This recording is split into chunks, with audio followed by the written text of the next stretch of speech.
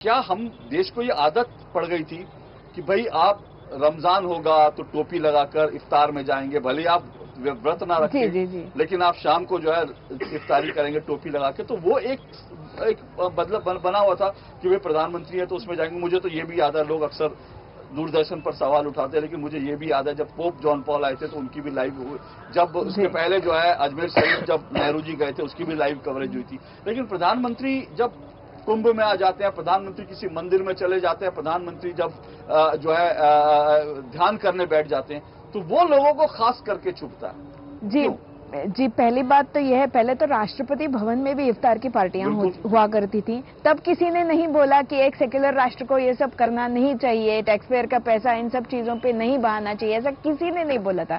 लेकिन जब बात हिंदू आस्था की आती है, जब हम कुंभ की व्यवस्था के बारे में बात करते हैं या राम मंदिर की बात करते हैं, जो कोर्ट के आदेशानुसार बना, ऐसा नहीं है कि ऐसे ही बना, मतलब जो पूरी कायदे की जो प्रोसेस है, जो प्रणाली है, उसको फॉलो करके बना।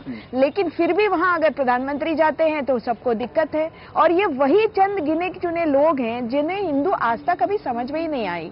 वो अपने एसी घरों में रहते हैं, अपने एसी ल्यूटियंस बंगलोज में रहते हैं, उन्होंने कभी हिंदू आस्था देखी नहीं है। जैसे अभी शांतनु जी बता रहे थे, मैं भी कल से यहाँ हूँ, हम लोग एक कॉन्फ्रेंस कर रहे हैं यहाँ पे कल्चर कुंभ करके, तो मैं भी काफी लोगों से बात करी हूं। और देश विदेश से अगर आप गंगा नहाने जाएं तो आपके कानों में कम से कम 15 मिनट में कम से कम 15 भाषाएं तो आपके कानों में ऐसे ही सुनाई देंगी, क्योंकि लोग अलग अलग जगह से आते हैं, वो नहाते हैं, ये उनकी आस्था है, वो आपस में बात करते हैं। और उनको अगर पूछें कि आपको यहाँ आने में कोई परेशानी नहीं हुई, यहाँ ऐसे लोग हैं जिनकी गाड़ियां 50 किलोमीटर पे रुकाई गई थी जब ये हुआ था कांड, उसके बाद तो वो लोग कैसे भी करके, टू व्हीलर करके, कुछ लोग 10 किलोमीटर चल के भी यहाँ आए हैं, लेकिन किसी को प्रॉब्लम नहीं है, कोई अपना दुखड़ा नहीं सुना रहे, कोई ये नहीं रो रहा है कि हाय मुझे तो 10 किलोमीटर मेरे हाथ में लगेज लेके आना पड़ा उस एक दिन के लिए, नहीं बोल रहा है कोई, वो व्यवस्था की तारीफ कर रहे हैं।